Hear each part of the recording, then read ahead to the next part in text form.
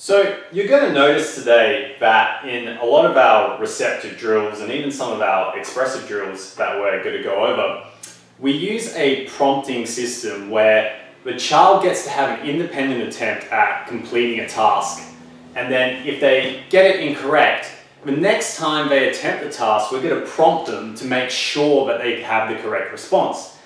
This is often known as it's like a no-go sort of paradigm, and it's often connected to a concept known as errorless learning. So I'm going to throw to Sheldon now, and she can talk about that a little bit more. Yeah, essentially we're going to be practicing things over and over to fluency. And we've got that old thing of practice makes perfect. And the reality is practice doesn't make perfect, practice makes permanent. So what we do over and over will become embedded.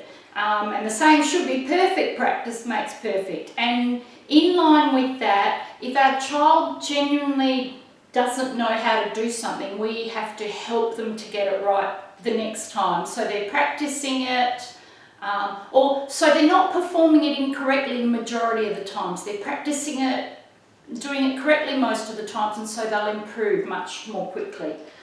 So we have to give them clues, and we have to be their helper. So, green truck, yellow car. Okay, so if I said to Kane, touch yellow, and he touched green, I would give him feedback and I would say whatever you feel comfortable with saying. You might go no, or you might go nice try. No, if you do it in a very neutral voice and whatever, it's just a feedback word, so you might just say no, and then you would represent it and you would go touch yellow, and on this occasion you would help him. There are a number of different prompting methods that I could have used then, and we'll discuss that in a section on prompting. But so after he's got an incorrect one, we help him to get the next one correct. We then would go to seeing if he learnt from that one there that I showed him. So I'd be touch yellow, and he did it. So he learnt from it. But if he'd done it incorrectly again, then the same thing would occur. On his next trial, I'd go touch yellow, and I'd make sure that he touched the correct one.